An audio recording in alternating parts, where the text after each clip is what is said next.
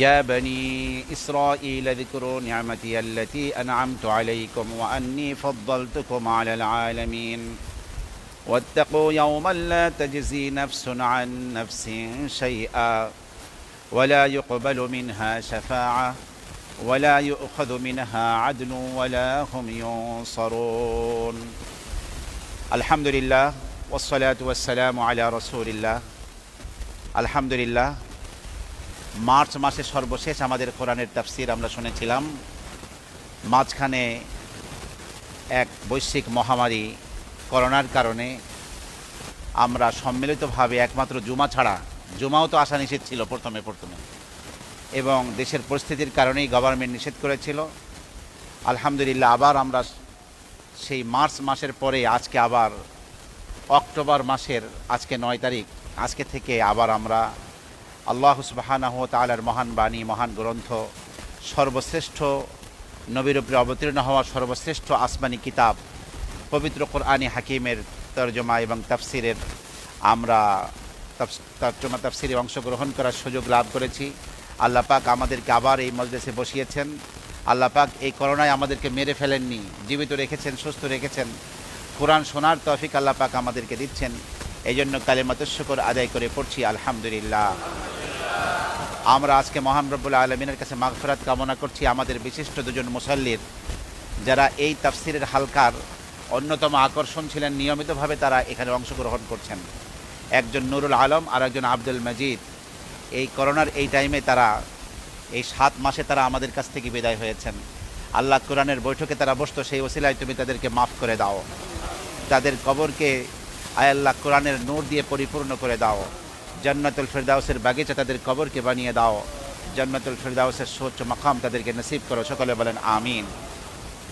আমার প্রিয় ভাইয়েরা, আমরা আল্লাহর ফজলে যারা অনেক পুরানো মুসল্লি, তারা আমরা অনেকেই এক খতম কোরআন তাফসির আমরা শুনেছিলাম। দ্বিতীয় খতমের শুরুতে সূরা বাকারা থেকে 46 নম্বর আয়াত পর্যন্ত আলোচনা শুনেছিলাম। আজকে সূরাতুল বাকারার 47 নম্বর আয়াত থেকে আমরা আবার আলোচনা শুনব ইনশাআল্লাহ। ওয়া মা তাওফীকি ইল্লা বিল্লাহ আলাইহি তাওয়াক্কালতু ওয়া ইলাইহি উনীব। আমার প্রিয় ভাইরা, হযরত ইয়াকুব আলাইহিস সালাতু ওয়াস সালামের আরেক নাম ছিল ইসরাঈল। ইয়াকুব আলাইহিস সালাতু ওয়াস সালামের আরেক নাম কি? ইসরাঈল। ইসরা মানে হলো আবদ তাওরাত এবং ইব্রানি ভাষায়, ইল মানে হলো ইব্রানি ভাষায় আল্লাহ। তো ইসরাঈল মানে আবদুল্লাহ, আল্লাহর বান্দা। ইব্রানি ভাষায় ইসরাঈল মানে কি? আরবি ভাষায় আবদুল্লাহর যেই অর্থ, ইব্রানি ভাষায় ইসরাঈলের একই অর্থ। সেই হিসাবে ইয়াকুব আলাইহিস সালাতু ওয়াস সালামের যে 12 জন ছেলে ছিল, ইউসুফ আলাইহিস সালাতু ওয়াস সালাম সহ এই 12 জন ছেলে প্রত্যেক থেকে বংশধারা জারি হয়েছে। এই বংশধারা জারি হয়ে পুরা বংশকেই বনি ইসরাঈল বা হযরত ইয়াকুব আলাইহিস সালাতু ওয়াস সালামের সন্তান সন্ততি হিসাবে চিহ্নিত করা হয়ে থাকে। তো সেই বনি ইসরাঈল বলতে কোরআনে কারিমে সূরা বাকারা যেহেতু মদিনা যুগের একেবারে প্রাথমিক সূরা, মক্কা মুকাররমায় কিন্তু এই বনি ইসরাঈল বা ইহুদিরা ছিল না। আল্লাহর নবী হিজরত করে মক্কা থেকে মদিনায় গেলেন। সেখানে রাসূলের সামনে এই যারা মক্কা থেকে আসলেন তারা মুহাজির, যারা মদিনার সাহাবী তারা হলেন আনসার। এবং মদিনার সাহাবীরা আবার 2 ভাগে ভাগ ছিলেন। এক দল হচ্ছেন আওস আর এক দল হচ্ছে খাজরাজ। মদিনার সমাজটা যদি একটু আমরা বুঝতে পারি তাহলে সূরা বাকারা বোঝা সহজ হবে বেশি। আল্লাহর নবী মক্কা থেকে মদিনায় হিজরত করলেন। মক্কায় শুধুমাত্র 2টি দল ছিল। এক দল যারা কাফের, যারা রসুলকে বিশ্বাস করে নাই, রসুলের আনিত দ্বীনকে গ্রহণ করে নাই, এরা কাফের। আর এক দল যারা রসুলকে বিশ্বাস করে মুসলমান হয়েছিল, মুসলিম। মুসলমান আর কাফের 2টি দল ছিল। কিন্তু মদিনায় আসার পরে এই মুসলমানরা আবার 2 ভাগ। এক দল হলো মক্কা থেকে আগত যারা, তারা মুহাজির। আর যারা মদিনায় অবস্থানকারী এই মুহাজিরদেরকে আশ্রয় দিয়েছে, সাহায্য করেছে, তারা হলো আনসার। আনসাররা আবার 2টি কবিলায় বিভক্ত ছিল। একটা কবিলার নাম হলো আওস আর একটা কবিলার নাম হলো খাজরাজ। একটা কবিলার নাম কি? আওস, আর একটা কবিলার নাম খাজরাজ। আমার প্রিয় ভাইয়েরা, এরপরে আরেকটি দল ছিল, তারা হলো ইহুদি, বনি ইসরাঈল। এই বনী ইসরাইল আবার 3টি বংশে বিভক্ত ছিল। কয়টি বংশে? 3টি। নামগুলো মনে রাখবেন। একটি বংশের নাম হলো বানু কাইনুকা, বানু কাইনুকা। আর একটা হলো বনু নজির, বনু কাইনুকা, বনু নজির। আর একটা হলো বনু কোরাইজা, আর একটা কি? বনু কোরাইজা। তাহলে মদিনার যারা নতুন মুসলমান হয়েছে, মুসলমানদেরকে আশ্রয় দিয়েছে, সাহায্য করেছে, তারা দুটি দল, আউস এবং খাজরাজ, এবং তার মূল নাম হলো আনসার। আর ইহুদিদের 3টি কবিলা, বনু কাইনুকা, বনু নজির, বনু কোরাইজা। এই যে ইহুদিদের 3টি দল, আল্লাহ তাআলা তাদেরকে সম্বোধন করে যে কথাগুলো বলছেন, কিয়ামত পর্যন্ত মানবতার সামনে এই ইহুদিদের সামনে সেই কথাগুলো থাকবে। আল্লাহ সুবহানাহু ওয়া তাআলা তাদেরকে স্মরণ করিয়ে দিচ্ছেন সেই নিয়ামতের কথা। আল্লাহ বলছেন, ইয়া বানি ইসরাঈল, হে ইসরাইলের সন্তান সন্ততি। ইসরাইলকে ইয়াকুব আলাইহিস সালাতু ওয়াস সালাম এইভাবে সম্বোধন কেন করছেন? যে তিনি তো আল্লাহ পাকের জবরদস্ত নবী ছিলেন। তো নবীর সন্তানদের কোনো কুফরি করা, পাপাচার করা, সত্য নবীকে বিশ্বাস না করা, এই সমস্ত অন্যায় কাজ তো নবীর সন্তানদের জন্য শোভনীয় না। এই জন্য স্মরণ করিয়ে দিচ্ছেন আল্লাহ পাক। হে ইহুদিরা, এভাবে না বলে কি বলছেন? হে বনি ইসরাইল, হে ইসরাইল, ইয়াকুব আলাইহিস সালাতু ওয়াস সালামের সন্তান সন্ততি, উযকুরু নি'মাতি আল্লাতী আন'আমতু আলাইকুম, তোমরা ওই নিয়ামতের কথা, আমার ওই নিয়ামতের কথা স্মরণ করো। আল্লাতী আন'আমতু আলাইকুম, যে নিয়ামত আমি তোমাদেরকে দান করেছি। সেই নিয়ামত কি? আল্লাহ তাআলা হযরতে ইব্রাহিম আলাইহিস সালাতু ওয়াস সালামের ছেলে ছিলেন ইসহাক আলাইহিস সালাম, ইসহাক আলাইহিস সালাতু ওয়াস সালামের ছেলে ছিলেন ইয়াকুব আলাইহিস সালাম, ইয়াকুব আলাইহিস সালাতু ওয়াস সালামের আরেক নাম শুনলেন ইসরাইল। তো এই বনি ইসরায়েলের মধ্যেই পরবর্তীতে আমাদের নবী ছাড়া সমস্ত নবী রাসূলরা বনি ইসরায়েলের মধ্যে আল্লাহ পাঠাইছেন। হাজার হাজার পয়গম্বর হযরত ইয়াকুব আলাইহিস সালাতু ওয়াস সালামের বংশ বনি ইসরায়েলের মধ্যে আল্লাহ পাক পাঠিয়েছেন। এই জন্য সিরিয়ার জমিনকে পবিত্র জমিন এজন্য বলে। সেই সিরিয়ার জমিনের বিভিন্ন জায়গায় সেই নবীদের কবর রয়েছে। খোদ হেবরানে ইব্রাহিম আলাইহিস সালাতু ওয়াস সালামের কবর, ইয়াকুব আলাইহিস সালাতু ওয়াস সালামের কবর, ইউসুফ আলাইহিস সালাতু ওয়াস সালামের কবরকে তো ওখান থেকে সিন্ধুক করে নিয়ে আসা হয়েছিল সেই আপনার মুসা নবী যখন নাকি এই মিশর ছেড়ে চলে আসেন তখন। তাহলে এই অসংখ্য নবী রাসূলের পুণ্যভূমির নাম হলো সিরিয়া। এবং এই সিরিয়ার জমিন কিন্তু কিয়ামতের ময়দান হবে। কিয়ামতের ময়দান কোন জমিন হবে? সিরিয়ার জমিন। যে সিরিয়ার রাজধানী দামেস্ককে ঘিরে এখন কি বিশাল বিপদ, এবং বোম্বিং হতে হতে ঝাঁঝরা হয়ে গেছে পুরা দামেস্ক। এবং ঈসা আলাইহিস সালাতু ওয়াস সালাম এই পূর্ব দামেস্কের এক মসজিদে কিয়ামতের আগে হযরতে আপনার ইমাম মেহেদীর পরে তিনি পৃথিবীতে অবতরণ করবেন। দ্বিতীয় আসমানে তিনি অপেক্ষা করছেন। আল্লাহ পাক তাকে দ্বিতীয় আসমান থেকে নামিয়ে দেবেন কোথায়? সিরিয়ার পূর্ব প্রান্তের এক মসজিদ। সেই মসজিদে আসরের আজান হয়ে যাবে, জামাতের অপেক্ষা। এই টাইমে দুজন ফেরেশতার কাঁধে ভর দিয়ে সে ছাদের উপরে নামবেন। মুসাল্লিরা সিঁড়ির মাধ্যমে আল্লাহর নবী ঈসাকে নামিয়ে নিয়ে আসবেন। আগের থেকে হযরতে ইমাম মেহেদী সেই মসজিদে অবস্থান করবেন। এই নেমেই হযরতে ইমাম মেহেদীর সাথে ঈসা নবীর সাক্ষাৎ হয়ে যাবে। আমার প্রিয় ভাইরা, তো আল্লাহ তাআলা সেই বনী ইসরায়েলদের মাঝে অসংখ্য নবী রাসূলকে আল্লাহ পাক সৃষ্টি করেছেন।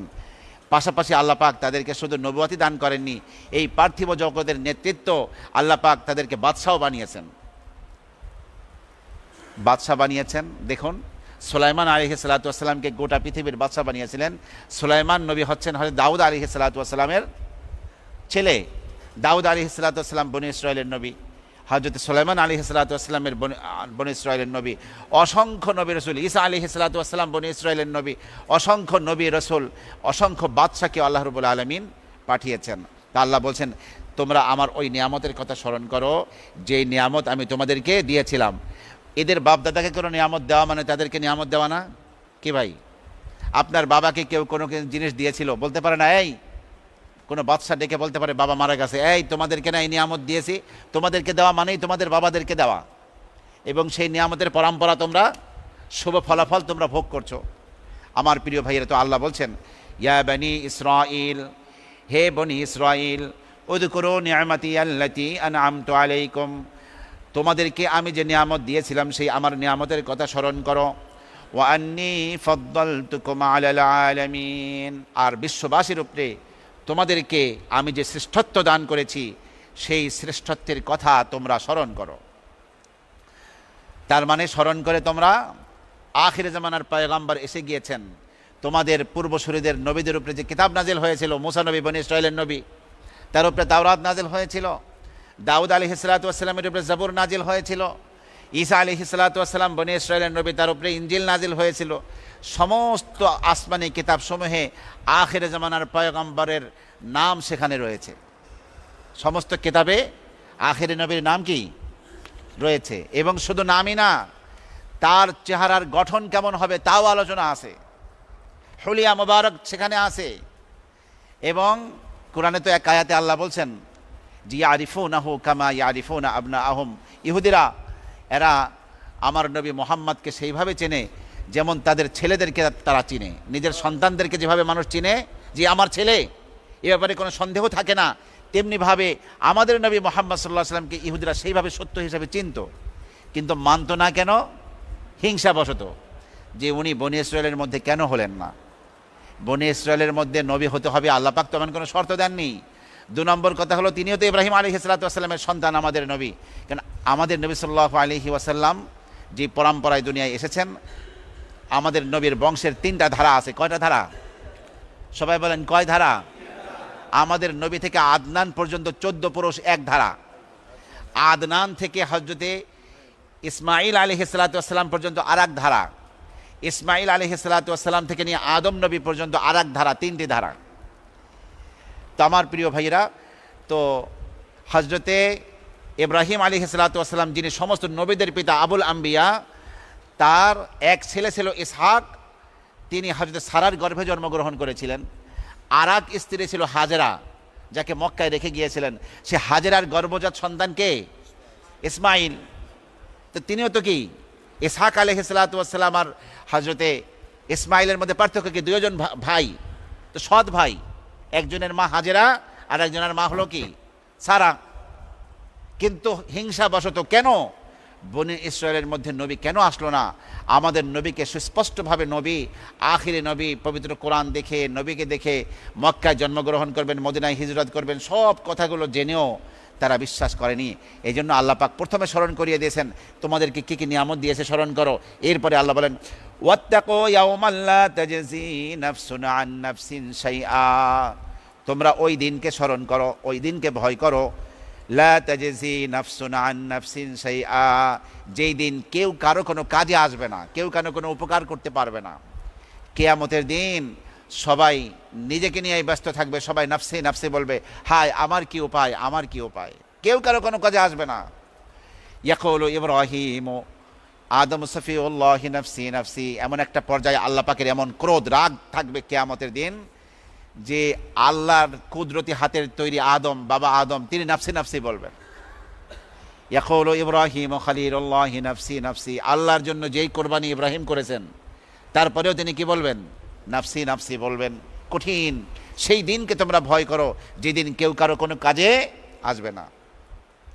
ওয়ালা ইউকবালু মিনহা শাফাআ, যদি ঈমান না থাকে সেদিন কারো কোনো সুপারিশও গ্রহণ করা হবে না, সুপারিশ কবুল করা হবে না। ওয়ালা ইউকবালু মিনহা শাফাআ, সেদিন কোনো সুপারিশ কারো গৃহীত হবে না, কবুল করা হবে না। ওয়ালা ইউখাযু মিনহা আদলুন, সেদিন কারো থেকে কোনো বিনিময় গ্রহণ করা হবে না, যে ঠিক আছে আপনাকে এই পরিমাণ সম্পদ দিচ্ছি আল্লাহ, আপনি এগুলো নিয়ে আমাকে জাহান্নামের আগুনে আমার শরীরটা পোড়ায়েন না, আমাকে মাফ করে দেন, এরকম কোনো ফিদিয়া, এরকম কোনো মানে মুক্তিপণ সেদিন গ্রহণ করা হবে না। ওয়ালা হুম ইউনসারুন, দুনিয়ায় কেউ বিপদে পড়লে, কারো জেল জুলুম হলে পুরা বংশের মানুষ তার সাহায্যের জন্য ছুটে আসে। কি করে তার জামিন নেওয়া যায়, কি করে তাকে জেলখানা থেকে ছোটানো যায়, কোথায় মামলা করলে, কোন উকিল ধরলে কীভাবে তাকে মুক্তি লাভ করানো যাবে, সবাই সাহায্যের জন্য ছুটে আসে। আল্লাহ পাকের আদালতে কেউ আসামি হলে আল্লাহর আদালত থেকে ছোটানোর জন্য এরকম কোনো সাহায্যকারী দল কি হবে? এটা কি সম্ভব যে আল্লাহর আদালত থেকে তাকে দিন দরবার করে ফিরাই নিয়ে আসবে? আল্লাহ বলেন ওয়ালা হুম ইউনসারুন, সেদিন কেউ সাহায্য প্রাপ্ত হবে না, যেদিন কোনো সুপারিশ গ্রহণ করা হবে না, এবং আযাব থেকে বাঁচানোর জন্য কোনো সুপারিশ, আযাব থেকে বাঁচানোর জন্য কোনো মুক্তিপণ গ্রহণ করা হবে না, সুপারিশ গ্রহণ করা হবে না, কোনো সাহায্য প্রাপ্ত হবে না মানুষ। সেদিনকে ভয় করো। যদি আজকে আমি নবী, আমার নবী মুহাম্মাদের উপরে ঈমান না আনো, তাহলে কিন্তু এই সমস্ত বিপদে পড়ে চির জাহান্নামী হয়ে যাবে তোমরা। তোমাদেরকে বাঁচাবার নবীর বংশ হিসেবে তোমরা কিন্তু আযাব থেকে বাঁচতে পারবে না। হযরতে আমির মুআবিয়া রাদিয়াল্লাহু তাআলা আনহু তিনি 40 বছর সিরিয়া শাসন করছেন। 20 বছর শাসন করছেন গভর্নর হিসেবে, বাকি 20 বছর শাসন করছেন তিনি গোটা মুসলিম সাম্রাজ্যের খলিফা হিসেবে, আমির হিসাবে। এক লোক হযরতে মুআবিয়া রাদিয়াল্লাহু আনহুর সাথে সাক্ষাৎ করতে যাবে, তো সেন্টে যখন আটকে দিয়েছে দারোয়ান, বলছে না খলিফার কাছে এই সময় যাওয়া যাবে না, আপনি কে? বলছে গিয়ে বলো যে আপনার বাবা মা, যে আমার বাবা মাও সে এমন এক ব্যক্তি আপনার সাথে সাক্ষাৎ প্রার্থী, এই কথা গিয়ে বলো। মুআবিয়া রাদিয়াল্লাহু আনহুর কাছে যখন সেন্টে বলেছে, মুআবিয়া রাদিয়াল্লাহু আনহু চিন্তা করলেন আমার এমন কোন ভাই হতে পারে যেই ভাইকে আমি চিনি না, আবার বাবা মা এক, ব্যাপারটা কি? ঠিক আছে লোকটা আসুক দেখি। বললেন ঠিক আছে আসতে দাও লোকটাকে। আসার পরে আমির মুআবিয়া তাকে চিনতে পারলেন না, জিজ্ঞাসা করলেন ভাই তুমি কে? কয় কি আপনার বাবা মাও যে আমার বাবা মাও সে। কেমনে? কয় কি আপনার বাবা আদম না, আপনার মা হাওয়া না, আমার বাবা আদম আর আমার মাও কি হাওয়া। তখন আমির মুআবিয়া মুচকে হাসি দিয়ে 2টা টাকা, সেই যুগের রূপার টাকা আছে, দিয়া দিলেন। লোকটার মুখটা কালো হয়ে গেল, সে চাইছিল আরো বেশি অঙ্কের টাকা নিব। একই বাবা মার সন্তান মাত্র 2 টাকা দিলে কি হয়? তিনি বললেন যে টাকার অঙ্কটা খুব কম হয়ে গেল, মাত্র 2 টাকা।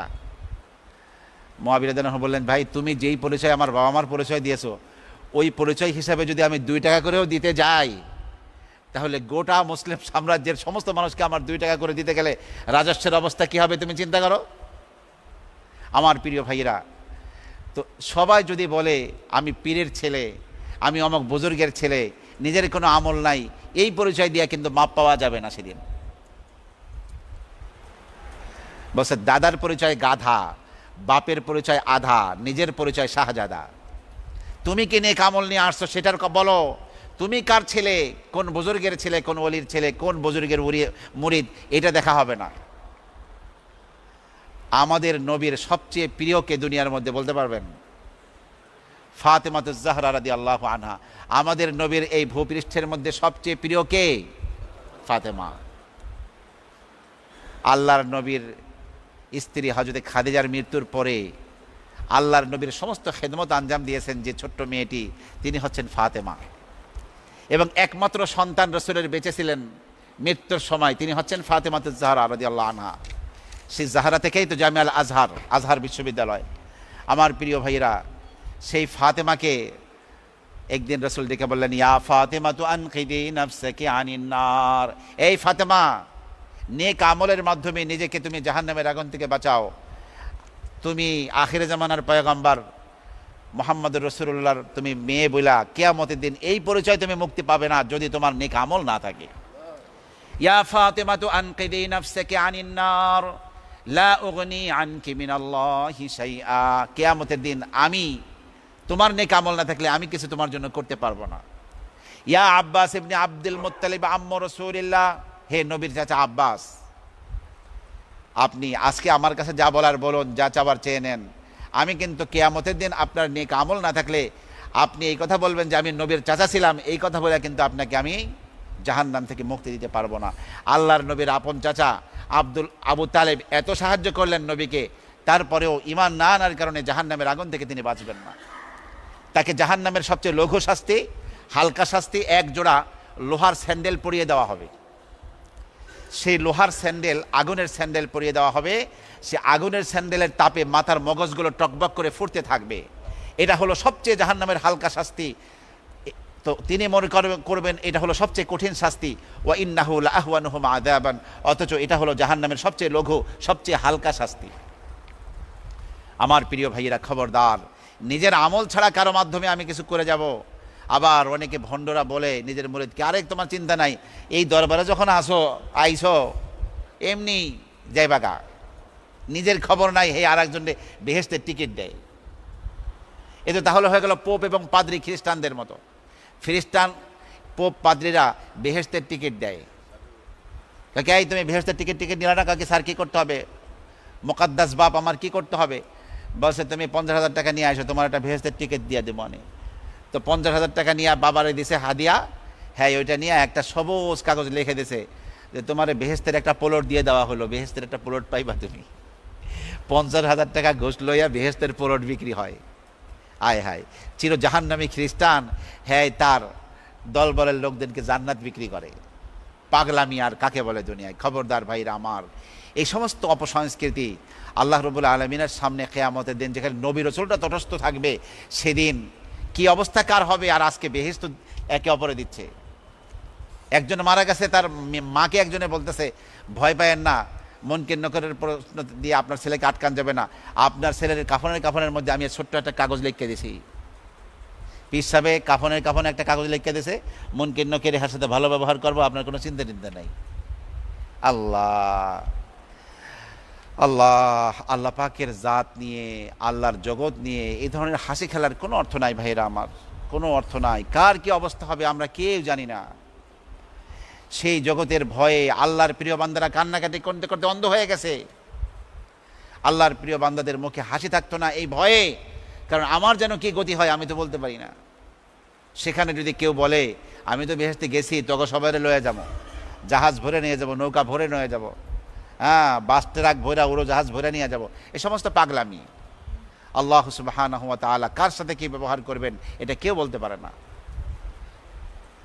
তাহলে যদি আমার নবীকে সত্য বলে বিশ্বাস না করো, নবীর উপরে ঈমান না আনো, সর্বশ্রেষ্ঠ পয়গম্বর তোমাদের কপালে তোমাদের নসিবে জুটেছে, তোমাদের কাছে পাঠিয়েছি, তিনি মদিনা মুনাওয়ারায় এসেছেন, বিলম্ব না করে তার প্রতি ঈমান আনো, তার প্রতি বিশ্বাস স্থাপন করো। নচেত ওই দিনকে ভয় করো যেদিন কেউ কারো কোনো কাজে আসবে না, কারো থেকে কোনো সুপারিশ গৃহীত হবে না, কারো থেকে কোনো মুক্তিপণ নেওয়া হবে না, সেদিন কারো সাহায্য কেউ করবে না, সাহায্যপ্রাপ্ত কেউ হবে না। এরপরে আল্লাহ তাআলা আরও বিস্তারিত বিবরণ দিচ্ছেন কে কে নিয়ামত বনি ইসরায়েলকে আল্লাহ পাক দিয়েছেন, সেই আলোচনা আল্লাহ পাক করছেন।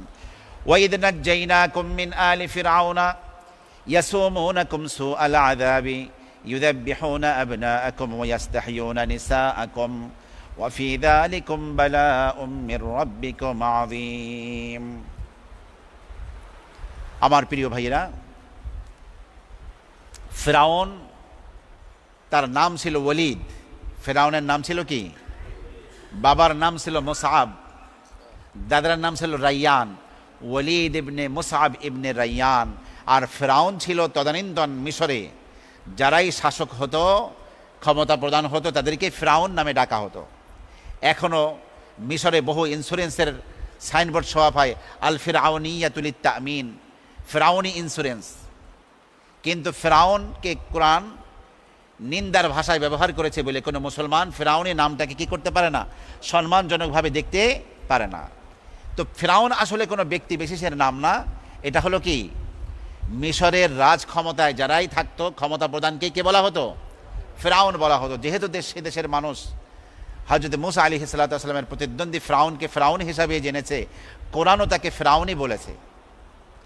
তো ফিরআউন যেই বংশের মানুষ, সেই বংশের নাম হলো কিপ্তি। ফিরআউনের বংশের নাম কি ভাই? কিপ্তি বংশ। এই কিপ্তি বংশের মানুষেরা দুর্দান্ত প্রতাপে যেহেতু ফিরআউন চালাচ্ছে তার মন মতো, তাদের পার্টির লোকেরা মানুষের উপরে জুলুম নির্যাতনের স্টিম রোলার চালাতো। এবং ফিরআউনের প্রধানমন্ত্রী ছিল হামান। হামানের পরামর্শে একসময় নিজেকে বহু বছর যাবৎ রোগ ব্যাধি নাই, একাই ক্ষমতা চালাচ্ছে, সে নিজেকে খোদাই দাবি করে বসল। আমার প্রিয় ভাইয়েরা, এদিকে হযরতে ইয়াকুব আলাইহিস সালাতু ওয়াস সালামের ছেলে ইউসুফ আলাইহিস সালাতু ওয়াস সালাম হারিয়ে গিয়েছিলেন ছোটবেলায়। তিনি মিশরে এসে মিশরের শাসন ক্ষমতায় বসেছিলেন এবং শাসন ক্ষমতায় বসার পরে তিনি বাবা, মা, ভাই, বোন সমস্ত পরিবার পরিজন সহ মিশরে এসেছিলেন। মিশরে তাদেরকে একটা এলাকায় বসতি করেছিলেন। সেই 12 জন ইয়াকুব আলাইহিস সালাতু ওয়াস সালামের সন্তান সন্ততি থেকে বেড়ে বেড়ে মুসা আলাইহিস সালাতু ওয়াস সালামের যুগে তারা প্রায় 12 লক্ষ হয়ে গেল। কত হয়ে গেল? 12 লক্ষ হয়ে গেল মুসা আলাইহিস সালাতু ওয়াস সালামের যুগে এসে। তো ওই সময়ের শাসক ছিল। তো দেখুন কত দীর্ঘ হায়াত ফিরআউন পেয়েছে। ফিরআউনের বাবার নাম হলো মুসআব। মুসআবের বাবা রায়্যান, মানে ইউসুফ আলাইহিস সালাতু ওয়াস সালামের যুগের বাদশা ছিল। সে রায়্যানের ছেলে মুসআব, তার ছেলেকে আপনার ফিরআউন, অথচ ফিরআউনের নাম হলো ওয়ালিদ। তো শত শত বছর ধরে সুস্বাস্থ্য অটুট স্বাস্থ্য ক্ষমতা চালাতে চালাতে খোদাই দাবি করলো। একবার তার এক রাজ প্রহিত সে তাদেরকে নিয়ে বসে আছে। হঠাৎ করে ফেরাউন বলল, আমি একটা স্বপ্নে দেখেছি, যেই স্বপ্ন হলো এই যে বনে ইসরায়েল বংশে একটি বাচ্চা জন্মগ্রহণ করেছে, তার হাতে আমার পতন হচ্ছে। বলছে, হ্যাঁ, বাস্তবে এই স্বপ্নের ব্যাখ্যা এই, বনে ইসরায়েল বংশে একটা পুত্র সন্তান জন্মগ্রহণ করবে, সেই ছেলের হাতে আপনার পতন হবে, আপনি মারা পড়বেন, ক্ষমতা হারাবেন। ফেরাউন বলছে, না, এগুলো কিছুই হতে দেব না আমি। বনে ইসরায়েল বংশে কোনো সন্তান সন্ততি পুত্র সন্তান হবে, ওদেরকে বাঁচিয়ে রাখবো না আমি। প্রধানমন্ত্রী ওজির আজম কোথায়? হামান কোথায়? হামান বলল, হ্যাঁ, আমি হাজির আছি। বলছে, পুলিশ বাহিনীর প্রধানকে ডাকো, সেনাবাহিনীর প্রধানকে, সামরিক আধা সামরিক বাহিনীর সবাইকে ডাকো। ডেকে বলা হলো যে আজ থেকে যত পুত্র সন্তান এই বনে ইসরায়েলের 12 লক্ষ যারা মিশরে থাকছে, ওদের ঘরে যত পুত্র সন্তান জন্মগ্রহণ করবে, এদের সকলকে হত্যা করা হবে। এরা যদি কেউ বেঁচেই না থাকে, তাহলে আমার বিরুদ্ধাচরণ কেমনে করবে, ক্ষমতা বা কেমনে যাবে? তাহলে আল্লাহর সিদ্ধান্তের বাইরে যুদ্ধ করতেছে ফেরাউন। কার সিদ্ধান্তের বাইরে? আল্লাহ পাকের সিদ্ধান্তের বাইরে। এদিকে যেই মহিলাই সন্তান সম্ভাবা বাচ্চা প্রসব করবে, হ্যাঁ, সেখানে আগের থেকে পুলিশ বাহিনী অবস্থান করত। মা প্রসব করেছে, নারী কাটা হয়ে গেছে, সেই বাপ মার সামনেই নিষ্ঠুরভাবে পুলিশ বাহিনী ফেরাউনের ওই বাচ্চাকে জবাই করে দিত। কিন্তু কন্যা সন্তান হলে জবাই করতো না, এই জন্য যে কন্যা সন্তানকে দিয়ে তারা খেদমত নেবে, এবং কোনো কন্যা সন্তানের হাতে ক্ষমতা যাবে এমন কথা নাই, পুত্র সন্তানের হাতে যাবে। এজন্য কন্যা সন্তানকে জীবিত রাখতো আর পুত্র সন্তানকে জবাই করত।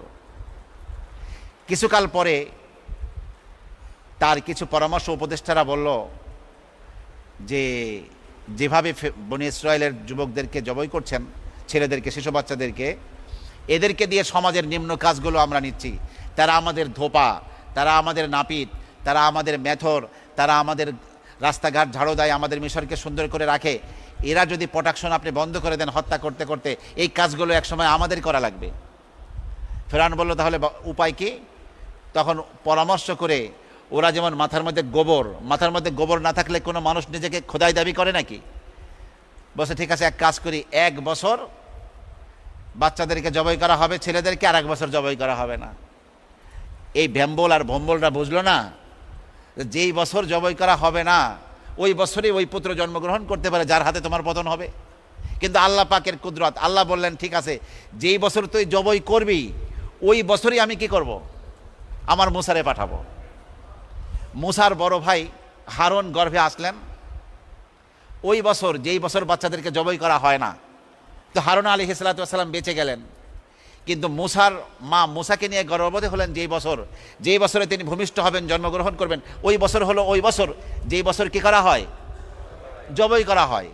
ব্যাপারটা অনেক জটিল না? তো মুসা আলাইহিস সালাতু ওয়াস সালামের মা বাচ্চাকে এখনো প্রসব করেননি, তিনি প্রসব করবেন। এই জন্য কোনো কাঠ মিস্ত্রিকে ডেকে তিনি বলে দিলেন যে এইভাবে একটা সুন্দরভাবে সিন্দুক তৈরি করো। তার দিলের মধ্যে আল্লাহ পাক দিয়ে দিলেন যে একটা বাক্সার মতো বানাও, নিচেরটা নৌকার মতো থাকবে, নদীতে ভাসতে পারে, এরকম একটা সিন্দুক তৈরি করো। কাঠ মিস্ত্রি জিজ্ঞাসা করছিল, এটা দিয়ে কী করবেন? বলছে, সেটা তোমার জানা দরকার নাই, নদীতে না ডুবে যায়, আবার উপরে এরকম ছাউনি থাকে, এরকম একটা বাক্সার মতো নৌকা তুমি তৈরি করো। কিন্তু কাঠ মিস্ত্রি যেন বুঝতে পারছিল যে এমন কোনো কাহিনী ঘটবে, তো সে স্থানীয় পুলিশ বক্সে গিয়ে নালিশ করার জন্য সে চলে গেছে, কথা বলার জন্য। নালিশ করার জন্য গিয়ে আর কথা কইতে পারে না, যাওয়ার পরে বাবা বাবা বাবা বাবা বাবা যা কইতেছে খালি বাবা বাবা করে। পুলিশে কাদা মতো 2টা পিটানি দিয়েছে, এই বেটা বাবা বাবা করতে এখানে আসুস কেন, যা, ধাক্কা দিছে। পরের দিন আবার কাজ করে আবার বসছে, আজকে মনে হয় কইতে পারো, আজকে যে বাবা বাবা করতেছে, কিছুই করতে পারে নাই, বলতে পারে নাই। যথাসময়ে হজরতে মুসা আলাইহিস সালাতু ওয়াস সালামকে তার মা প্রসব করলেন। আল্লাহ রাব্বুল আলামিন মুসার মাকে বলে দিলেন, কোরআনে বিস্তারিত আছে। মজার ব্যাপার হলো, যেই নবীর উপরে কোরআন নাজিল হয়েছে তার নাম কোরআনে কারিমের 4 জায়গা আসছে মাত্র। কয় জায়গা? আর আল্লাহ পাকের নবী মুসার নাম কোরআন শরীফে 137 বার আসছে। কতবার আসছে ভাই? আল্লাহ পাকের বড় পেয়ারা নবী। যাই হোক, মুসা নবীর জন্মের পূর্ণ বৃত্তান্ত কোরআনে আছে, সূরা তহার মধ্যে আছে, সূরা কাহাসের মধ্যে আছে। আল্লাহ রাব্বুল আলামিন মুসার মায়ের কাছে এই মর্মে ওহী পাঠিয়ে দিলেন, আনিকযিফিহি ফিত তাবুতি ফাকযিফিহি ফিল ইয়াম্মি, এই মুসার মা, তোমার বাচ্চাকে একটা সিন্ধুকে করে নীল নদে ভাসিয়ে দাও। সরকারের পুলিশ বাহিনী এসে বাচ্চা দেখলে তো জবাই করে ফেলবে। তোমার বাচ্চাকে তুমি কি করো, একটা বাক্সার মধ্যে করে তুমি নীল নদে ভাসিয়ে দাও। মুসা যখন গর্ভে ছিলেন, অন্য অন্য গর্ভবতী মাদের যেমন বাচ্চা গর্ভে থাকলে মাদের পেটটা একটু উঁচা হয় না, কিন্তু মুসার মায়ের সেরকম পেট উঁচু হয়নি। বাচ্চা গর্ভে আসলে বমি বমি ভাব হয়, মাথা ঘোরায়, এরকম কোনো ভাব আসে নাই, নর্মাল ছিলেন। বাচ্চা প্রসব করা হয়ে গেছে। আল্লাহ পাকের কথা অনুযায়ী আল্লাহ পাক তার দিলের মধ্যে যে অবস্থা সৃষ্টি করেছেন, ইলহাম দিয়েছেন, সেই অনুযায়ী তিনি সিন্ধুকে ভরে মেয়ে মারিয়ামকে বলছেন, মা তুমি এটা সিন্ধুকে ভরে দাও, কেউ যেন দেখতে না পারে, খবরদার ফিরআউনের পুলিশ বাহিনী যেন টের না পায়। আর তুমি দূর থেকে তাকায় দেখবা এই নৌকাটা কোথায় যায়, কি অবস্থায় যায়। কেন আমার আল্লাহর ওয়াদা হলো, আল্লাহ বলছেন ইন্না রাদ্দুহু ইলাইকি ওয়া জাইলুহু মিনাল মুরসালিন। এই মুসার মা, তোমার বাচ্চাকে নীল নদে তুমি সিন্ধুকে ভরে ভাসিয়ে দাও। তোমার বাচ্চাকে তোমার কাছে ফিরিয়ে আনার, তোমার কোলে ফিরিয়ে আনা এবং তোমার বাচ্চাকে রাসূল বানাবার দায়িত্ব আমি আল্লাহ নিজ দায়িত্বের মধ্যে নিয়ে নিলাম। আপনি চিন্তা করুন, এক মহিলা সে আল্লাহ পাকের এই ইলহামে এত বেশি আশ্বস্ত হলেন, বাচ্চাকে ফেলে দিলেন। আল্লাহ পাকের কুদরত হলো এই।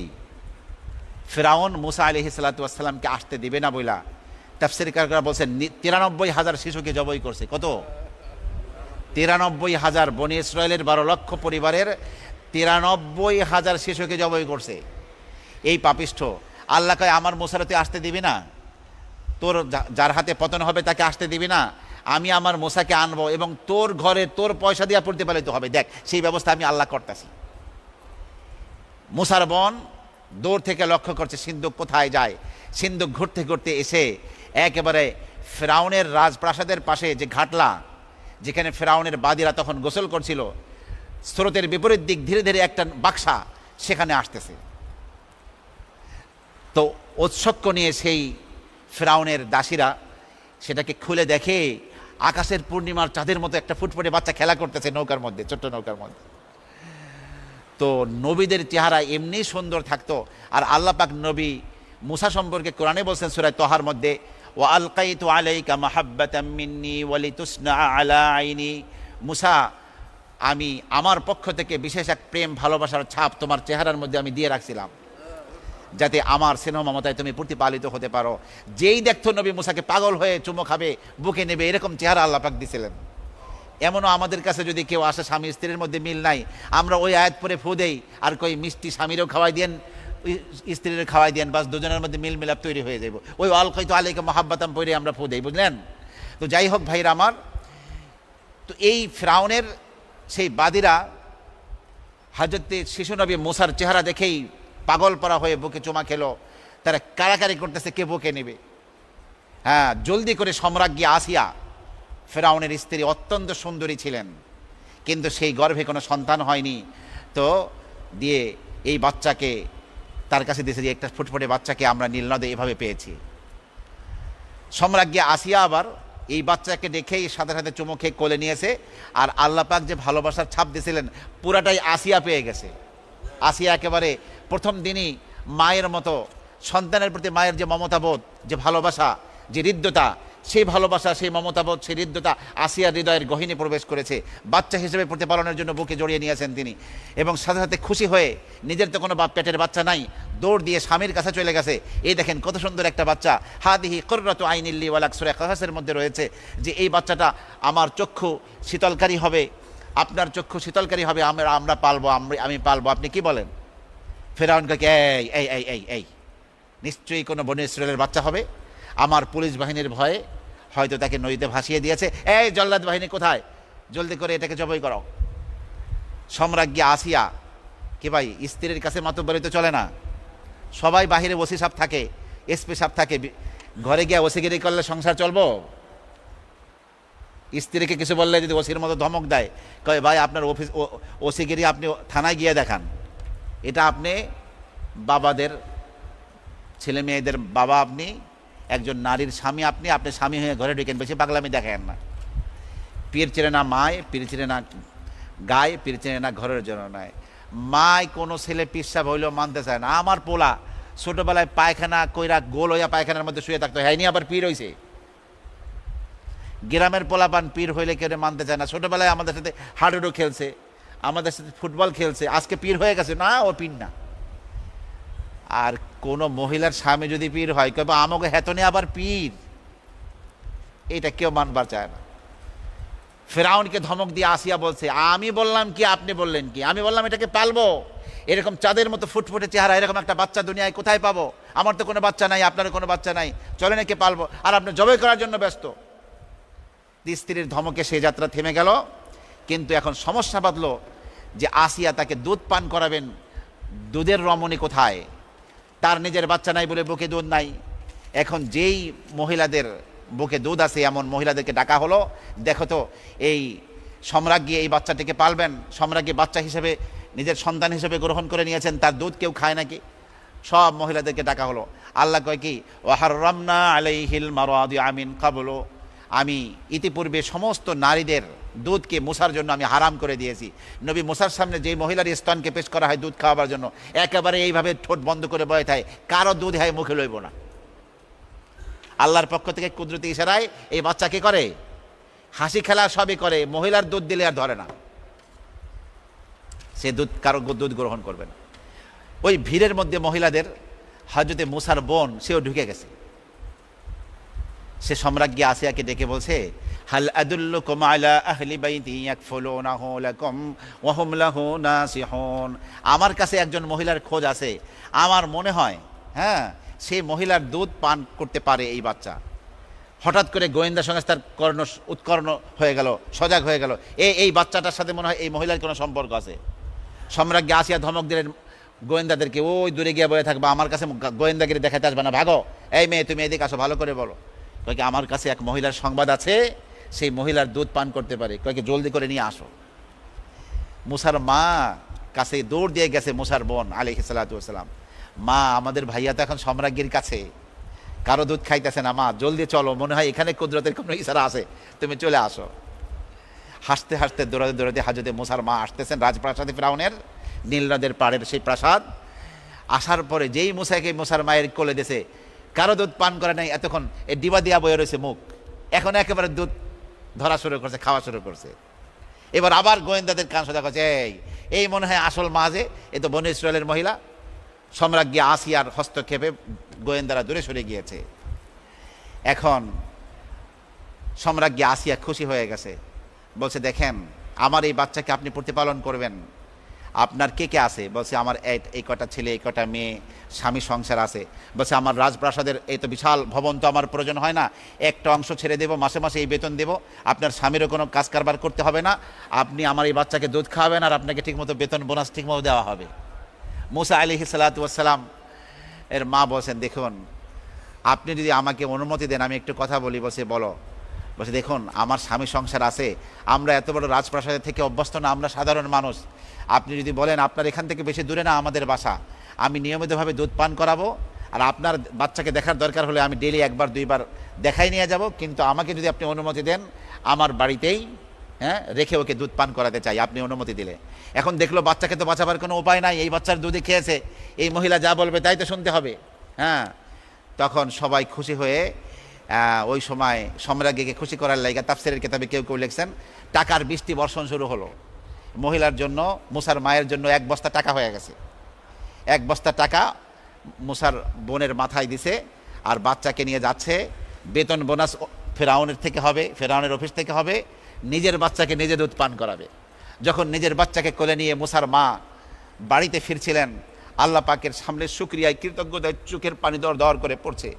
আল্লাহ পাক ওয়াদা করেছিলেন, আল্লাহ নিজেই বলছেন, ফরাদাদনাহু ইলা উম্মিহি, আমি মুসাকে মুসার মায়ের কাছে ফেরত দিয়া দিলাম, কাই তাকাররা আইনুহা ওয়ালা তাহজান, যাতে করে তার চক্ষু শীতল হতে পারে, ওয়ালা তাহজানা, তিনি দুঃখিত না হন, ওয়ালিতাআলামা আন্না ওয়াদাল্লাহি হক, আর তিনি বুঝতে পারেন যে আল্লাহর ওয়াদাই সত্য, ওয়ালাকিন্না আকসারান নাসি লা ইয়ালামুন, কিন্তু অধিকাংশ মানুষ জানে না। আমার প্রিয় ভাইয়েরা, মুসার মায়ের সাথে ইলহামের মাধ্যমে আল্লাহ যে ওয়াদা করেছেন সেই ওয়াদা এভাবেই পূরণ করেছেন যে মুসার মায়ের কাছে মুসাকে ফেরত দিয়েছেন, এবং মুসার মায়ের কাছে নর্মালভাবে ফেরত দেন নাই, অত্যন্ত সম্মানের সাথে। এবং মুসার মা মুসার নিজের বাচ্চাকে নিজে দুধ পান করাবেন, মাঝখানে যেই ফেরাউন মুসাকে আসতে দেবে না বলে মানুষকে হত্যা করতেছে, তার পয়সা দিয়ে মুসার মায়ের বেতনের ব্যবস্থা হবে। এই কারবার যিনি করতে পারেন তিনি হচ্ছেন আল্লাহ। বিবিসি 24 ঘন্টা ইসলামের বিরুদ্ধে প্রচারণা চালানোই যার কাজ। আল্লাহ কয় তুই ইসলামের বিরুদ্ধে প্রচারণা চালাবি, আমি তোর ঘরে একজন মুসলমান ছেলেকে সৃষ্টি করব। বিবিসির মালিকের একমাত্র ছেলে সে মুসলমান হয়ে গেছে। আবু জাহাল সারা জীবন ইসলামের বিরুদ্ধে চারণ করলো, আবু জাহালকে রাসূল ইসলামের দাওয়াত দিয়েছেন, আবু জাহাল মুসলমান হয় নাই, কিন্তু আবু জাহালের ছেলে ইকরামা ইবনে আবু জাহাল মুসলমান হয়ে গেছে। এটা আসমানি ফয়সালা ভাই। হ্যাঁ, তো আল্লাহ তাআলা সেই নিয়ামতের কথা আজকে স্মরণ করিয়ে দিচ্ছেন এই বনি ইসরায়েলদেরকে। ওয়াইদ নাজ্জাইনাকুম মিন আলি ফিরআউনা, হে বনি ইসরায়েলরা স্মরণ করো সেই সময়ের কথা। নাজ্জাইনাকুম মিন আলি ফিরআউনা, যে তোমাদেরকে আমি নাজাত দিয়েছিলাম, মুক্তি দিয়েছিলাম ফিরআউনের বংশধরের কবল থেকে। যেই ফিরআউন কি করত, ইয়াসুমুনাকুম সুআল আযাব, ফিরআউনের দলবল তোমাদেরকে নিকৃষ্ট শাস্তি দিত। ইউদাব্বিহুনা আবনাআকুম, তোমাদের পুত্র সন্তানদেরকে জবাই করত। ওয়াস্তাহিয়ুনা নিসাআকুম, তোমাদের কন্যা সন্তানদেরকে জীবিত রাখত। ওয়াফি যালিকুম বালাউম মির রাব্বিকুম আযীম, আর এর মধ্যে তোমাদের রবের পক্ষ থেকে মহা এক পরীক্ষা তোমাদের জন্য ছিল, কঠিন এক পরীক্ষা তোমাদের জন্য ছিল। সেই পরীক্ষা এইভাবে হয়েছিল যে আল্লাহ পাক ওই ফিরআউনের কবল থেকে তোমাদেরকে মুক্তি দান করলেন। কয় মিনিট আছে আজানের? হয়ে গেছে 10 মিনিট। আর ছোট্ট একটু আলোচনা একটা আয়াত যদি করা যায়। ওয়াইদ ফারাকনা বিকুমুল বাহরা, এই বনি ইসরায়েলকে নিয়েই মুসা আলাইহিস সালাতু ওয়াস সালাম বহুদিন যাবৎ ফিরআউনকে বোঝালেন বনি ইসরায়েলকে সাথে দিয়ে দেন, আমি এদেরকে নিয়ে মিশর ত্যাগ করে চলে যাই। কিন্তু কোনো ক্রমে ফিরআউন কোনোভাবে দিচ্ছিল না। আল্লাহর পক্ষ থেকে নির্দেশ আসলো, রাতের আধারেই হে নবী মুসা আপনি আপনার দলবলসহ মিশর ত্যাগ করবেন। মুসা আলাইহিস সালাম সেই লক্ষ লক্ষ কমস কম 12 লক্ষ বনি ইসরায়েলকে সাথে নিয়ে আজকে তিনি মিশর ত্যাগ করে যাচ্ছেন। কিন্তু সিনাই উপত্যকার ওই পাশ দিয়ে, যেই পাশ থেকে এখন আপনার সুয়েজ খাল তৈরি হয়েছে, ওইখানে স্থলপথ দিয়ে যাবেন, পথ ভুলে তিনি সেই সুয়েজ উপসাগর, লোহিত সাগরের মাথা, সেই মাথায় এসে যখন নাকি পৌঁছলেন, সেই মাথায় এসে যখন পৌঁছলেন, ওই সময় আল্লাহ সুবহানাহু ওয়া তাআলা এই ব্যবস্থা করলেন যে ফিরআউনের বাহিনীকে টের পাইয়ে দিলেন। ফিরআউনের বাহিনী টের পেয়ে গেল যে বনি ইসরায়েলকে নিয়ে মুসা পালিয়ে যাচ্ছে। তখন তারা ঘোড়ে সওয়ার হয়ে সেনাবাহিনী নিয়ে ফিরআউন তার লোকবল সহ এগিয়ে আসতেছে বনি ইসরায়েলকে ধাওয়া করার জন্য। সামনে উত্তাল তরঙ্গময় সমুদ্র, এপারে ওপারে 8 মাইল 12 থেকে 13 কিলোমিটার, এই বিশাল সমুদ্রের ঢেউ তরঙ্গগুলো সামনে আসতেছে শেষ রাত্রে। ওদিকে ফিরআউনের বাহিনী ধেয়ে আসতেছে। তখন ফিরআউনের বাহিনীর অবস্থা দেখে বনি ইসরায়েল বলল, ইন্না লামুদরাকুন, হে আল্লাহর নবী আমরা তো ধরা পড়ে গেলাম। আল্লাহর নবী মুসা বললেন, কাল্লা ইন্না মাইয়া রাব্বি সায়াহদিন, কখনোই ধরা পড়ব না, আমার সাথে আমার রব আছেন, তিনি পথ দেখিয়ে দিবেন। মুসা নবীর হাতে তখন লাঠি। আল্লাহ পাক বলেন, ফাআউহাইনা ইলা মুসা, আমি মুসার কাছে ওহী পাঠালাম, আনিদরিব বিআসাকাল বাহার, হে মুসা তোমার লাঠি দিয়ে ছড়ি দিয়ে সমুদ্রে একটু মৃদু আঘাত করো। ফানফালাকা, সাথে সাথে সমুদ্র ফেটে গেল, 12টা চড়াত করে রাস্তা হয়ে গেল। রাস্তা মানে সমুদ্রের উপর থেকে পিচ ঢালাই রাস্তা না, সমুদ্রের তলদেশ শুকিয়ে গিয়ে পানি একেবারে বরফের মতো দাঁড়িয়ে, পাহাড়ের মতো দাঁড়িয়ে গেল। 12টা সুড়ঙ্গ রাস্তা হয়ে গেল। সেই সুড়ঙ্গ রাস্তায় মুহূর্তের মধ্যে সমুদ্রের তলদেশের যা কিছু ছিল সেগুলোকে সমতল সুন্দর রাস্তা করে দেওয়া হলো। বনি ইসরায়েলকে বলা হলো এই রাস্তা দিয়ে তোমরা চলে যাও। তাফসীর কারকরা এটাও বলেছেন, এক এক বংশের মানুষ, এক এক বংশের 12 লক্ষ মানুষ বড় বংশের যখন যাচ্ছিল, এক বংশের মানুষ আর এক বংশের সাথে কথাবার্তা যাতে স্বাচ্ছন্দ্যে বলতে পারে, এই সমুদ্রের পানির মাঝখান দিয়ে জালনা আল্লাহ পাক ফিট করে দিয়েছিলেন, যাতে করে এক দল যাচ্ছে আর এক দলের সাথে কথাবার্তা বলতে পারে। পুরা বাহিনী যখন পার হয়ে ওপারে চলে গেল, এইবার ফিরআউন সমুদ্র তটে এসে বসে, দেখ এখনো তোদের সন্দেহ যে আমি খোদা কিনা, আমি আসার আগে আমার অর্ডারে সমুদ্রের রাস্তা হয়ে গেছে আমার লাইগা। কার কারামতি কেটা দেখে, চিন্তা করেন, কার কারামতি কে দেখায়। তখন মৃত্যুর ফেরেশতা বোধ হয় মুখ টেপে হাসছিল, তোমার লাগে রাস্তা তৈরি হয়েছে, তুমি ঢোকো ভিতরে। ফিরআউন যখন তার গোটা বাহিনী নিয়ে লোহিত সাগরে মুসা আলাইহিস সালাতু ওয়াস সালাম এবং বনি ইসরায়েলকে পশ্চাৎ করার জন্য ঢুকে গেল, আল্লাহ পাক সমুদ্রকে বললেন, সমুদ্র রে তুমি যেমন আছিলে তেমন হয়ে যাও। কি ভাই, 12-13 কিলোমিটার লম্বা এপার থেকে ওপার যে সমুদ্র, তার তলদেশের গভীরতা কি একেবারে কম থাকবো? এত লম্বা বুঝবুঝি কারো আছে? শ্বাস নিতে পারবো? ওই সময়ও সে আল্লাহরে ডাইকা কান্নাকাটি করে ঈমান আনতেছিল জিবরিল ফেরেশতা আমাদের নবীকে এসে বলে, ইয়া রাসূলুল্লাহ, আপনি যদি দেখতেন কি করুণভাবে ফেরাউন কাঁদছিল আর ঈমান আনছিল। তা আমি তখন চিন্তা করলাম, আল্লাহ যে দয়ার সাগর, কান্নাকাটির কারণে ফেরাউনরেও মাফ করে দেয়। এই জন্য আমি সমুদ্রের তল থেকে কাদা উঠাইয়া ফেরাউনের মুখে কায়দা মতো ঢুকাই দিছি, যাতে করে আল্লাহরে আর ডাকবার না পারে। হ্যাঁ, লোহিত সাগরের ছবি দিয়ে মালো। ওই দিকে ওপারে পার হয়ে বনী ইসরাইল নিজ চোখে দেখছিল নিজে যে তাদের শত্রু বাহিনী কি হবে, লোহিত সাগরের চুবনি খেয়ে খেয়ে মরতেছে, লাশগুলো পুটকা মাছের মতো ফুলা ফুলা উপারে উঠতেছে, নিজ চোখে তারা দেখেছিল। আজকে সেই নিয়ামতের কথা স্মরণ করিয়ে দিচ্ছেন আল্লাহ পাক। আল্লাহ বলেন, ওয়াইদ ফারাকনা বিকুমুল বাহরা, স্মরণ করো সেই সময়ের কথা যখন তোমাদের খাতিরে আমি সমুদ্রকে বিদীর্ণ করে দিয়েছিলাম। ফানজাইনাকুম, তোমাদেরকে আমি মুক্তি দান করেছিলাম। ওয়াগরাকনা আলা ফিরআউনা ওয়া আনতুম তানজুরুন, আর আমি ফিরআউনের বাহিনীকে ডুবিয়ে দিয়েছিলাম। ওয়া আনতুম তানজুরুন, আর তোমরা স্বচক্ষে সেটাকে প্রত্যক্ষ করছিলে, তোমরা দেখছিলে সেই দৃশ্য। আজকে এতটুকুনি ভাইয়েরা আমার, অসংখ্য নিয়ামতের কথা আল্লাহ পাক স্মরণ করিয়ে দিচ্ছেন। ইনশাআল্লাহ পরবর্তী তাফসীরে আমরা আলোচনা করবো ইনশাআল্লাহ। হ্যাঁ, মাহফুজুর রহমান আমাদের নিয়মিতভাবে তাফসীর, জুমা সমস্ত প্রোগ্রামে অংশগ্রহণকারী আমাদের এক ভাই রবিউল ইসলাম, তার শ্বশুর মাহফুজুল হক, তিনি গত রবিবার ইন্তেকাল করেছেন। আমাদের সেই ভাই কুমিল্লায় শ্বশুর বাড়ি চলে গিয়েছেন। আমরা সেই মাহফুজুল হক তার শ্বশুরের জন্য ইনশাআল্লাহ আমরা দোয়া করব। আর আমরা যে ভাইদেরকে হারিয়েছি করোনার মধ্যে, আমাদের তাফসিরে আমাদের মসজিদের মুসল্লি যারা চলে গিয়েছেন দুনিয়া থেকে, তাদের জন্য আমরা ইনশাআল্লাহ সংক্ষেপে দোয়া করব, এরপর আজান হয়ে যাবে। আর বৃহস্পতিবার ঈশান নামাজের পরে আমরা দোতলায় আমরা তারবিয়াতি একটা প্রোগ্রাম শুরু করেছি, যেখানে 1 থেকে 1.5 ঘন্টা ওই আলোচনা করা হয়, যে আলোচনার মাধ্যমে কেবল আল্লাহকে পাওয়া যাবে। হ্যাঁ, কান্নাকাটি করে দোয়া করা হয় এবং শেষ রাত্রে তাহাজ্জুদ পড়ে ও আরেকটি দোয়া করা হয়। আপনারা যারা অংশগ্রহণ করতে চান নিজের সন্তানকে নিয়ে, ঈশার নামাজের পরে, ঈশার আগেই রাতের খানা খেয়ে আপনারা সেখানে অংশগ্রহণ করবেন। সকলকে দাওয়াত দেওয়া হলো এই মসজিদের দোতলার বারান্দায়।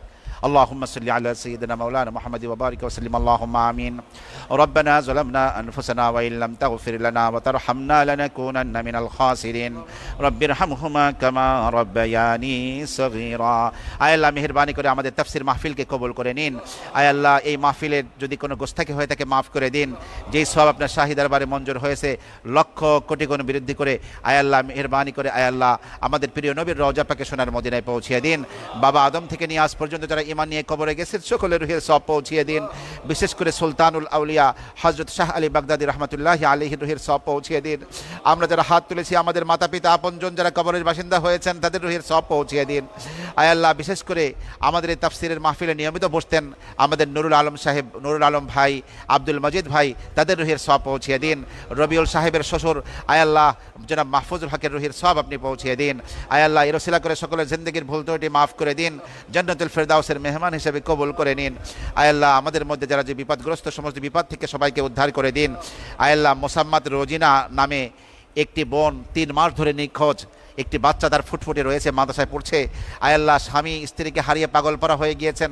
আয় আল্লাহ মেহেরবানি করে 41,000 বার ইন্না লিল্লাহি ওয়া ইন্না ইলাইহি রাজিউন এই খতম তার স্বামী এবং তাদের পরিবার পক্ষ পড়েছে। আয় আল্লাহ আপনার এই কোরআনের ওসিলায় তার স্ত্রীকে তার ঘরে আপনি ফিরায় নিয়ে আসুন। ইয়া আরহামার রাহিমিন আমাদের জিন্দেগিতে যত বিপদ আছে সমস্ত বিপদগুলো দূর করে দিন। কোরআনের এই ওসিলায় মেহেরবানি করে করোনা ভাইরাসকে আমাদের থেকে দূর করে দিন। আয় আল্লাহ ধর্ষণের যে মহামারী শুরু হয়েছে এই অবস্থা থেকে উত্তরণ আমাদেরকে দান করুন। সবাই যেন গুনাহ থেকে ফিরে এসে তওবা করে আবার ভালো পথে চলতে পারে সেই যোগ্যতা সেই তৌফিক পুরো জাতিকে দান করুন। প্রতি জুমার দিনে আসরের নামাজের পরে আমরা এভাবে আয় আল্লাহ আপনার কোরআন শোনার জন্য পাগলের মতো নিজের সন্তানকে নিয়ে চলে আসতে পারি, ভাই ব্রাদারকে নিয়ে হাজির হতে পারি, সেই তৌফিক দান করুন। আয় আল্লাহ প্রতি জুমার রাত্রে ঈশার নামাজের পরে বিশেষ যে বৈঠক হয় তার বিয়াতে বৈঠক আপনাকে পাওয়ার অনুশীলন হয়, মেহেরবানি করে সেই মজলিসে হাজির হওয়ার তৌফিক দান করুন। অতি বৃষ্টি অনাবৃষ্টি ঝড় জলোচ্ছ্বাস থেকে টর্নেডো থেকে সুনামি থেকে ভূমিকম্প থেকে আমাদেরকে রক্ষা করুন। দুনিয়া আখিরাতের সার্বিক কল্যাণ আমাদের দান করুন। হালাল জীবিকার মধ্যে বরকত দান করুন। হারাম থেকে আত্মরক্ষা করে চলার তৌফিক দান করুন। আপনার এই কোরআনকে তেলাওয়াত করার তৌফিক দান করুন। কোরআনকে বুঝবার পৃথিবীর মানুষকে বোঝাবার তৌফিক দান করুন। কোরআন অনুযায়ী ব্যক্তি জীবন, পারিবারিক জীবন, সামাজিক জীবন, রাষ্ট্রীয় জীবন, আন্তর্জাতিক জীবনকে গড়ে তোলার তৌফিক দান করুন। মেহেরবানি করে কোরআনের ওসিলায় আমাদের জিন্দেগির গুনাহ খাতা মাফ করে দিন। কোরআনের ওসিলায় আমাদের সকলকে আপনার প্রিয় বান্দা হিসেবে কবুল করে নিন। আমাদের সকল দরখাস্তকে আপনার রহমানুর রহিম নামের খাতিরে মেহেরবানি করে কবুল করে নিন। ওয়া সাল্লাল্লাহু তাআলা আলা খায়রি খালকিহি সাইয়্যিদিনা মুহাম্মাদিন ওয়া আলিহি ওয়া আসহাবিহি আজমাইন বিরহমাতিকা ইয়া আরহামার রাহিমিন।